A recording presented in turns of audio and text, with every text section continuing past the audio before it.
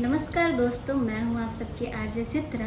Radio Lokvani में आप सबका स्वागत है। दोस्तों, हमारे फाइलेरिया उन्मूलन कार्यक्रम में आज आप जुड़ेंगे हमारे दुर्ग जिले के मलेरिया अधिकारी डॉक्टर CBS बंजारे जी से, जिससे आप जानेंगे कि फाइलेरिया क्या है, फाइलेरिया के लक्षण क्या है और इससे कैसे बचा जा सकता है। तो सर, आज के हमारे कार्यक्रम में आपका बहुत बहुत स्वागत है। धन्यवाद।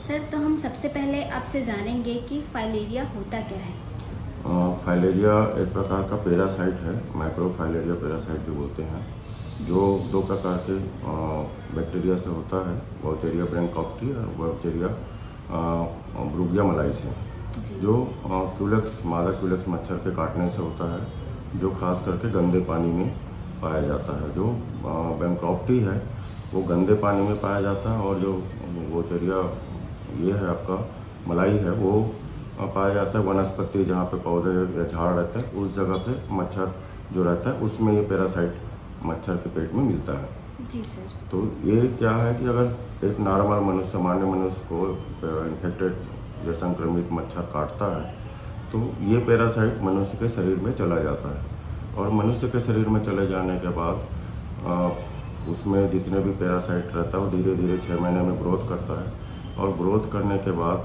वो एडल्ट अवस्था में आ जाता है। ये हमारे लसिका तंत्र है, वहाँ पे जाके मल्टीप्लाई होता है, माने बहुत ज़्यादा संख्या में होता है। तो मच्छर जब काटता है तो पहले उसके पेट में जो मच्छर रहता है, स्टमक में जो मच्छर रहता है, जो पैरासाइट रहता है, वो डेवलप करता है, फिर वो मच्छर के मुंह की ओर चले जाता है, जिसको हम प्रोबोसिस कहते हैं। सुन रहता है मच्छर के जो जिसके काटा जाता है, तो जो प्रोबोसिस है वहाँ पे जब बहुत ज़्यादा वहाँ पे ग्रोथ हो जाता है उसके उसमें, तो वो फिर उसको उगलना चाहता है। जी सर। तो उसमें मुंह में खुजली होता है, जिस प्रकार से हम लोग कोई चीज़ खांसते हैं तो उस हिसाब से तो उनको थूकना रहता है। तो वो क्या करता है, उसी बीच में मच्छर को जो है आदमी या किसी चीज़ को बाइट करता है, काटता है। तो वो जो पैरासाइट है, लार्वा जो रहता है मच्छर का, उसका पैरासाइट का जो लार्वा रहता है L3, वो हमारे शरीर में घुस जाता है, और वो धीरे से शरीर में जाने के बाद लिम्फ लसिका ग्रंथ में पहुंच जाता है,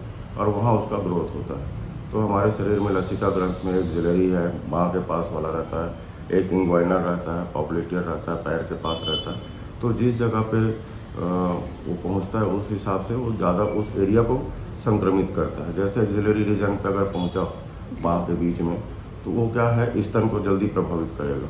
अगर इंग्वाइनर रीजन पे पहुंचा कमर के पास, तो वो क्या है, अंडकोश को प्रभावित करता है पुरुष में, और महिलाओं में जो गुप्तांग रहता है उसको प्रभावित करता है। और नीचे वाले भाग पर अगर चले जाता है, पैर वाले भाग में, तो वो पैर को प्रभावित करता है, जिसको हम हाथी पाँव कहते हैं। तो अधिकतर जो खुला भाग रहता है उस जगह को काटने से, तो अधिकतर हमारे किसान भाई या जो भी रहते हैं, लेबर वर्क रहते हैं, या हम अधिकतर घर में टॉवल पहन के रहते हैं, तो उस समय में हमारा घुटने के नीचे का भाग ज़्यादा खुला रहता है। बनियान भी हम पहने रहते हैं तब भी हमारा एक्सिलरी रीजन खुला रहता है। जी सर। तो इस हिसाब से वो इन्फेक्शन उस शरीर के भाग पे होता है। जी सर। सर, ये फाइलेरिया या हाथी पाँव बोल सकते हैं, उसका फैलने का मेन कारण क्या होता है सर? इसमें फाइलेरिया का फैलने का मेन कारण ये है कि अगर संक्रमित मच्छर सामान्य मनुष्य को काटता है, और तभी ये फैलता है। जी सर। अगर कोई भी मच्छर हमको आके काटे तो उससे हमको फाइलेरिया नहीं होगा, क्योंकि इसका API इंडेक्स अलग होता है। पैरासाइट अगर जिस मच्छर में है तभी वो दूसरे व्यक्ति को, जैसे सामान्य व्यक्ति को संक्रमित कर सकता है। हमारे पास जैसे हम नाला या कहीं पे देखते हैं तो लाखों की संख्या में मच्छर रहता है, लेकिन उसमें 1 या 2 मच्छर ऐसे रहते हैं जो संक्रमित रहते हैं। जी सर। अगर उस हिसाब से अगर सभी संक्रमित रहे तो बहुत सारे केस हो जाएंगे। तो उसमें भी काटने के बाद सभी को नहीं होता है, ये आपके शरीर की इम्यूनिटी के ऊपर निर्भर करता है। जी सर। सर, इसके लक्षण को हम कैसे पहचानेंगे कि फाइलेरिया हुआ है? जब संक्रमित मच्छर सामान्य मरीज को काटता है तो 4 से 6 महीने के बाद लसिका ग्रंथ में वो अपना बहुत सारे पैरासाइट को ग्रोथ करता है लाखों में। अब उसमें से कुछ जिंदा रहते हैं, कुछ बचते हैं, फिर वो वयस्क अवस्था में आ जाते हैं।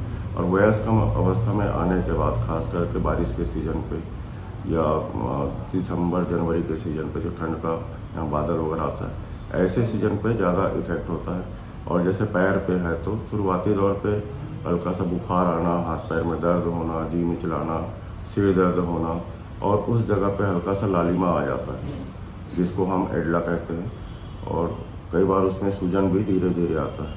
तो ये जो फाइलेरिया है हाथी पाँव, इसलिए कहा जाता है कि ये हाथी की जो चमड़ी रहती है उस प्रकार का धीरे धीरे बढ़ने के बाद, ग्रोथ होने के बाद हाथी पाँव टाइप का दिखने लगता है। जी सर। सर, इसके बचाव क्या होते हैं कि फाइलेरिया या हाथी पाँव से हम कैसे बच सकते हैं? इसके बचाव के लिए मैडम ऐसा है कि जो हमारे राज्य शासन या केंद्र सरकार के द्वारा योजना चलाई जाती है फाइलेरिया उन्मूलन कार्यक्रम, जी। जो प्रतिवर्ष चलाया जाता है, जी। तो उसमें हम दवाई, ड्रग एडमिनिस्ट्रेटर होता है, दवा सेवक, जो डायरेक्ट ऑब्जर्वेशन पे खिलाया जाता है, ट्रीटमेंट बोलते हैं, डॉट प्रोसेस पे। तो हमको छोटे बच्चे 2 वर्ष से ऊपर से लेके 80 साल, 90 साल, 100 साल के जो भी हितग्राही है उनको हमको देना रहता है, जिसमें एक कृमि की दवाई देते हैं। कृमि मुक्ति कार्यक्रम के अंतर्गत एल्बेंडाजॉल 2 साल से ऊपर वाले को 1 गोली दिया जाता है, और साथ में डीईसी की गोली दिया जाता है, जो भी 2 से ऊपर वाले को अलग अलग एज के हिसाब से, उम्र के हिसाब से दिया जाता है। ये अगर हम लगातार 5 साल इनको खिला दें जी। तो हमारे जो संक्रमण होने की दर कम हो जाता है। क्योंकि फाइलेरिया हो जाने के बाद, जी। अगर किसी व्यक्ति को फाइलेरिया हो जाता है तो उसका उपचार नहीं है, हम सिर्फ बचाव कर सकते हैं। जी सर। तो ये चीज़ इम्पोर्टेंट है कि हम पहले से, prevention is better than cure जो बोलते हैं, तो ये हमको प्राथमिकता के क्रम में सभी लोगों को दवाई खाना चाहिए, सभी विभाग को खाना चाहिए। किसान भाई हैं, हमारे शासकीय कर्मचारी, अधिकारी है, जितने भी ट्रांसपोर्टर हैं या इस जगह से उस जगह जाते हैं, ऐसे लोग को सभी को दवाई खानी चाहिए। क्योंकि इन्फेक्शन का जो दर है, क्योंकि दुर्ग ऐसा जगह है, भिलाई जो मिनी इंडिया कहलाता है, और ये खास करके उत्तर भारत, यूपी, बिहार, झारखंड, उधर के केस ज़्यादा पाया जाता है। साउथ में हमारा तेलंगाना, तमिलनाडु, और इस एरिया में ज़्यादा पाया जाता है साउथ में।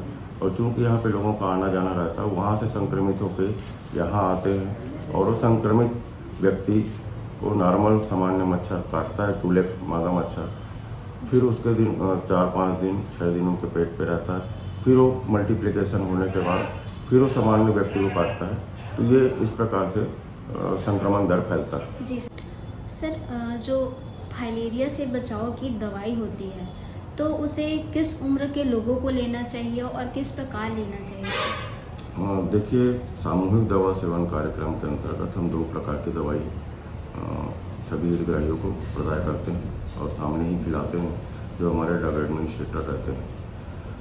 तो इसमें एक डीईसी की गोली है, डाइथाइलकार्बोनेजिन, जो सामान्य मार्केट नेम में हम हेक्टाजान बोलते हैं, जिसको लगातार सर्दी खांसी रहता है, उनको भी हम 21 दिन तक 100 मिलीग्राम के हिसाब से देते हैं। कुछ लोग 14 दिन देते हैं, कुछ लोग 7 दिन देते हैं। तो ये इन्फेक्शन रोकने का ही काम करता है, जिसमें सर्दी खांसी हो। दूसरा है एल्बेंडाजॉल, जो कृमि मुक्ति के तहत रहता है। बच्चे में थ्रेडवर्म हो जाता है, कृमि हो जाता है, जिसके कारण से प्लूराइटिस होता है, मल द्वार को खुजलाते रहते हैं बच्चे, जिसको हम प्लूराइटिस कहते हैं। तब हम उस स्थिति में एल्बेंडाजॉल की गोली सामान्यतः डॉक्टर के द्वारा लिखा जाता है, खिलाया जाता है। तो जब हम उस दवाई को खिलाते हैं तो इसमें क्या होता है कि एक एज ग्रुप रहता है, किस दवाई को किस एज ग्रुप में खिलाना है। जैसे एल्बेंडाजॉल की गोली है, तो हम किसको नहीं खिलाना है पहले बता देता हूँ। एल्बेंडाजॉल की गोली पैदा होने से 1 वर्ष के बच्चों को हम नहीं खिलाते हैं, ठीक है। उसके बाद 1 वर्ष से 2 वर्ष के बच्चे को आधी गोली खिलाते हैं, और 2 वर्ष से ऊपर के सभी लोगों को सिंगल गोली खिलाते हैं 400 मिलीग्राम का। तो 1 से 2 वर्ष के बच्चे को 200 मिलीग्राम की दवाई खिलाते हैं, सस्पेंशन भी आता है बच्चों के लिए। तो ये इनका दवाई का खुराक है, आधी गोली मतलब 200 मिलीग्राम 1 वर्ष से 2 वर्ष के बच्चों को कृमि मुक्ति दिवस के तहत खिलाया जाता है। और दूसरी चीज़ जो है डीसी की गोली है। तो डीसी की गोली है कि 2 साल से ऊपर को हमको खिलाना रहता है। तो 2 साल से ऊपर में है, 2 से 5 वर्ष को हम 100 मिलीग्राम खिलाते हैं, माने 100 मिलीग्राम की एक टेबलेट होती है जी। ठीक है। दूसरी है 6 से 14 वर्ष के बच्चों को हम 2 गोली खिलाते हैं, ठीक है, तो 200 मिलीग्राम हुआ। फिर उसके बाद 15 से 19 वर्ष को, जी सर। है ना, उसको हम देते हैं 300 मिलीग्राम, माने 100 मिलीग्राम की 3 गोली। जी। ठीक है, और 20 से ऊपर को भी हम 300 मिलीग्राम देते हैं। तो ये दवाई का खुराक है, और हम दोनों दवाई देते हैं। तो मान लो 2 से 5 वर्ष का बच्चा है, तो हम 100 मिलीग्राम का डीसी देंगे, जी। और एल्बेंडाजॉल की गोली एक देंगे 400 मिलीग्राम। तो उस एज ग्रुप को 2 गोली खिलाना है। दूसरी चीज़ है 6 से 14 वर्ष के अगर बच्चे हैं, तो 200 मिलीग्राम की डीसी की गोली और 400 मिलीग्राम की एल्बेंडाजॉल, तो हम वहाँ पे 3 गोली दे रहे हैं। जी सर। तीसरी चीज़ है 15 साल से 19 वर्ष, जी। जिसको हम 300 मिलीग्राम की गोली खिलाते हैं डीसी की, और एक एल्बेंडाजॉल की गोली। तो ये हो गया 4 गोली। जी। तो कई लोग के मन में आता है, और 20 साल से ऊपर जितने भी हैं, तो उनको भी हम 300 मिलीग्राम मानी 3 गोली डीसी की और एक एल्बेंडाजॉल की, तो 4 गोली हुई। तो ये 4 गोली हम खिलाते हैं। तो कुछ लोगों का क्वेश्चन रहता है कि 4-4 गोली हम क्यों खाएं, 3-3 गोली क्यों खाएं, जी। 2-2 गोली क्यों खाएं, ज़्यादा डोज हो जाएगा, और ज़्यादा डोज होने के कारण हमको कोई नुकसान ना हो जाए। तो ये WHO से रिकमेंडेड है, सभी डॉक्टर लिखते हैं, और इतनी दवाई खाने से कोई नुकसान नहीं होता। क्योंकि हम जब दवाई खिलाते हैं तो शरीर में अगर कोई पैरासाइट पाया जाता है, जी। जिसके कारण हल्का सा सिर में दर्द, जी मिचलाने या हल्का सा उल्टी टाइप की स्थिति निर्मित होती है। क्योंकि जब पैरासाइट मरते हैं तो फैगोसाइटिक प्रोसेस से अपने शरीर के अंदर ही जो बैक्टीरिया या पैरासाइट रहता है उसको मारते हैं, किसी भी प्रकार की बीमारी। तो हमारा शरीर में हल्का सा गर्मपन आ जाता है, जिसको हम बुखार आना, ऐसे दर्द होना बोलते हैं। तो ये अच्छा साइन है। अगर किसी को हल्का सा चक्कर आता है, तो इसका मतलब आपके शरीर में कहीं ना कहीं पैरासाइट मौजूद है। जी तो सर। ये अपना दवाई ने अपना कार्य करना प्रारंभ कर दिया। दवाई का साइड इफेक्ट ऐसा कुछ नहीं है। तो मैं सभी लोगों से अपील करना चाहूँगा, जितने भी हमारे दुर्ग जिले के हितग्राही है, और दुर्ग जिले से बाहर के भी, पूरे छत्तीसगढ़ के हैं या बाहर से जो आते हैं, दुर्ग छत्तीसगढ़ से बाहर से भी आना जाना है, सभी से अपील करना चाहूँगा कि सामूहिक दवा सेवन के दिन जो हमारा इस साल का कार्यक्रम है 2023 का, 10 अगस्त से लेके 16 अगस्त तक कार्यक्रम संचालित किया जा रहा है। पहले दिन हम बूथ में दवाई खिलाएंगे, दूसरे दिन घर में खिलाएंगे। बूथ हमने बनाया है आंगनबाड़ी केंद्र, nursery, private school, government school, primary, middle, high school, higher secondary, colleges, ITI college, polytechnic college है, मेडिकल कॉलेज है, फार्मेसी कॉलेज है, नर्सिंग कॉलेज है। इसके अतिरिक्त हमने बूथ में जितने भी हमारे गवर्नमेंट संस्था है, सरकारी अस्पताल है, तहसील कार्यालय है, जनपद कार्यालय है, कलेक्ट्रेट है, कमिश्नर कार्यालय है, थाना है, और इसके अतिरिक्त जितने भी हमारे शासकीय संस्था संचालित है, उतने जगह हम पहले दिन दवाई खिलाने की कार्य योजना बनाएं, जी सर। ताकि ज़्यादा से ज़्यादा लोगों को हम दवाई खिला सकें। इसलिए खिला सकें क्योंकि पहले घर पे दवाई छोड़ के आते थे, अभी जी। सामने खिलाया जाना है। और इसलिए तो जो सर्विस क्लास है वो ऑफिस में आ जाएंगे, तो ऑफिस में दवाई खाएंगे, और घर में दूसरे दिन जब डोर टू डोर करेंगे तो हमारे मितानिन है, आंगनबाड़ी कार्यकर्ता है, आंगनबाड़ी सहायिका है, स्वयं सहायता समूह के लोग हैं, और आरोग्य समिति के लोग हैं, और कुछ NGO है, इनकी मदद से दवाई खिलाई जाती है। हमारे स्वास्थ्य कार्यकर्ता सुपरवाइजर का कार्य करेंगे, कहाँ प्रॉपर दवाई खिलाई जा रही कि नहीं, कहाँ प्रचार प्रसार हो रहा है कि नहीं, ताकि ज़्यादा से ज़्यादा हम दवाई सबको खिलाएं, जिससे कि हमारा दुर्ग जिला फाइलेरिया मुक्त हो सके। जी सर। तो ये आपके माध्यम से जो सभी को पुनः अपील करना चाहूँगा, इसमें किसी प्रकार की घबराने की ज़रूरत नहीं है। इसके साथ में बारिश का मौसम है, अपने घर के आसपास की नाली को साफ सफाई रखें, मच्छरदानी का उपयोग करें, और जो भी छोटी नालियाँ हैं, या कूलर है, या गमला है, या टंकी है, उस पानी को लगातार साफ करें हर 7वें दिन में, ताकि मच्छर वहाँ ना पनपे।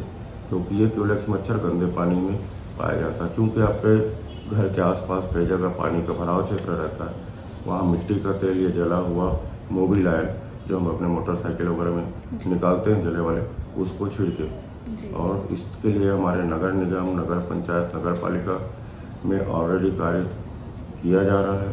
फॉगिंग का भी कार्य किया जाता है, स्प्रेइंग का कार्य किया जाता है, सुबह शाम फॉगिंग होता है। तो ये चीज़ है कि हम सबसे पहले अपने घर के आसपास की साफ़ सफाई रखें। टायर में पानी भरा है वहाँ भी मच्छर के लार्वा पाया जाता है, और बेसिक उद्देश्य हमारा है कि लार्वा नष्टीकरण पहले करें, वयस्क मच्छर के लिए फॉगिंग या मेलाथियान का छिड़काव, ताकि ना रहे बांस ना बजे बांसुरी। ना मच्छर रहेगा तो लार्वा होगा नहीं, प्रजनन प्रक्रिया रुक जाएगा। लेकिन जो संक्रमित व्यक्ति है और जिनको ऑलरेडी हो चुका है फाइलेरिया, उसके लिए MMDP है। हाँ, उसके पैर या हाथ को कैसे धोना है, कौन सी दवाई खाना है। फंगल इन्फेक्शन तो नहीं हो गया बारिश के दिन में, तो फंगल की दवाई उनको है, क्रीम लगाया जाना है। पैर को सूखा रखे, और जो भी अपने है तो तत्काल अपने प्राथमिक स्वास्थ्य केंद्र नज़दीक के या उप स्वास्थ्य केंद्र या मेडिकल कॉलेज जिस हिसाब से होता है उस हिसाब से करें। फाइलेरिया 3 जगह होता है, एक स्तन में होता है, हाइड्रोसिल एक होता है अंडकोश जिसको बोलते हैं हाइड्रोसिल, और एक होता है स्तन में। तीनों जगह होता है इसके महिलाओं में। तो जहाँ जहाँ भी जैसा है तो तत्काल अपने लगता है कि कहीं सूजन दिखाई दे रहा है तो अपने नज़दीक के डॉक्टर से संपर्क करें और तत्काल उसका उपचार कराएं। चूँकि दुर्ग जिला में जहाँ पे हम बैठे हैं मलेरिया कार्यालय, यहाँ पे जिला अस्पताल से बहुत सारे केस रिफ़र होकर मेरे पास आते हैं कि इनको फाइलेरिया है, ये सेलुलाइटिस है। तो हम जांच के माध्यम से पता करके उसको तत्काल यहाँ पे OPD कार्य भी संपादित होता है, जिससे बहुत सारे मरीजों को सुविधाएँ मिल रही। जी सर। सर मेरा एक आखिरी सवाल था कि अगर किसी को फाइलेरिया होता है तो क्या सरकार की कोई योजना है जो उनको लाभ मिले? इसमें विकलांगता जो है, बहुत ज़्यादा विकलांग की स्थिति होती है, तो विकलांग प्रमाण पत्र बनता है उनका। दोनों पैर हो गया, जो भी विकलांग प्रमाण पत्र बनने का जो क्राइटेरिया कवर करता है। तो शुरू में तो हल्का फुल्का सूजन रहता है, जो चलने फिरने योग्य रहते हैं उनको तो विकलांग नहीं कहेंगे, और उससे बहुत ज़्यादा स्थिति रहती है। कई लोगों का हाथी के पाँव के बराबर का सूजन हो जाता है दोनों पैर में, तो वो चल फिर नहीं पाते, तो उनके लिए विकलांग प्रमाण पत्र की व्यवस्था है। जी, बहुत बहुत धन्यवाद सर आपका आज के कार्यक्रम में आने के लिए। दोस्तों, आपने आज जाना हमारे जिला मलेरिया अधिकारी से कि कैसे भ्रांतियाँ फैली है फाइलेरिया को लेकर। मैं जानती हूँ कि अभी आप लोग को समझ में आ गया होगा कि फाइलेरिया से आप कैसे बचा जा सकता है, और 10 अगस्त से जो दवाई खिलाई जाएगी उसको आप ज़रूर खाएं और अपने परिवार को सुरक्षित रखें। धन्यवाद।